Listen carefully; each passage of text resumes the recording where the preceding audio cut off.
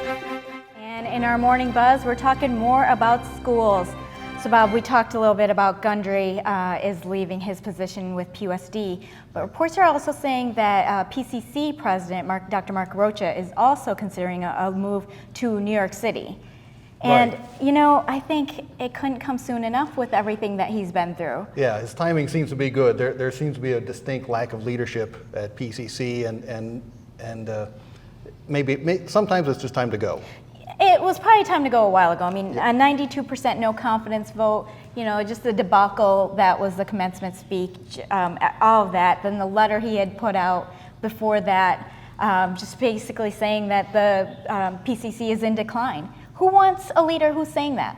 Well, I think it sounds like he's making excuses for what's admittedly a difficult economy and a tough time to schedule classes and balance budgets, but everyone's got to deal with it, and leaders need to stand up and address the issue, not make excuses. Well, and that's really, I think, what a lot of people are seeing, that there's just a lack of leadership, you know, unilateral decisions that aren't including other people, especially as students and faculty, right, and how it affects them. And a lot of students aren't able to graduate and transfer because they can't have the classes to get there. Right, and it's a difficult situation, and we see this playing out in the Cal State system and numerous state schools where not enough faculty, not enough classes offered, students can't get the classes they need to graduate in a timely fashion, but they've got to deal with it. Well, I wish the board would have kind of stepped up and taken ownership of needing to make the change versus kind of saying, you know, Dr. Rocha is going to do it on his own, which is fine. You want to give someone, you know, good face, but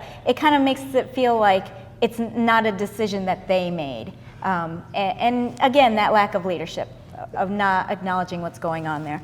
But going on to our next story, there's a petition for hiker Mike Herdman, the firefighter who was lost in the forest, and they basically have given up the search, or definitely drastically reduced it. And people are upset about this. They're saying this is our local hero. How can we leave him? Right, and it's difficult, and I'm not sure how to make this decision properly because you've got limited resources. It's a summer. There are lots of issues to keep the firefighters and police and law enforcement busy. At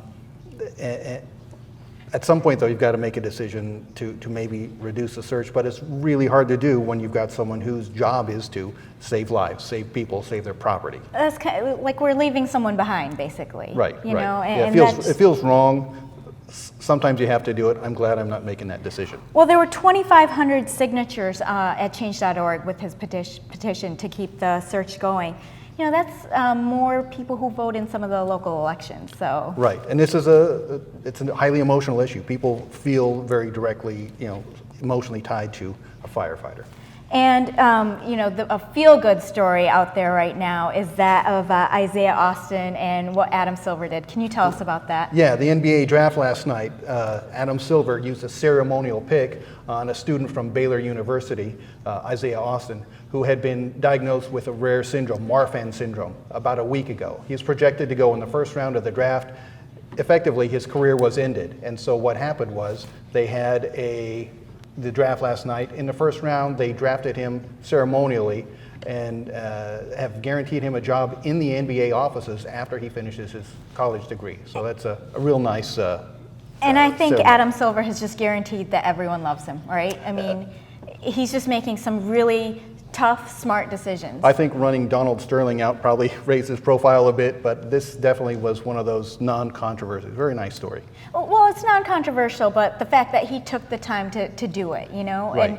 and during the draft, and not just a press release or something like that. Right. It's not just a business; it's an organization run by people, and I think he was to be commended for it. Well, it does just make you feel good, and yeah. Congratulations to Isiah Austin. And now next, more kids are being diagnosed with ADHD, but do they really have the disease? Dr. Michelle Meyer will be here to tell us about that after the break.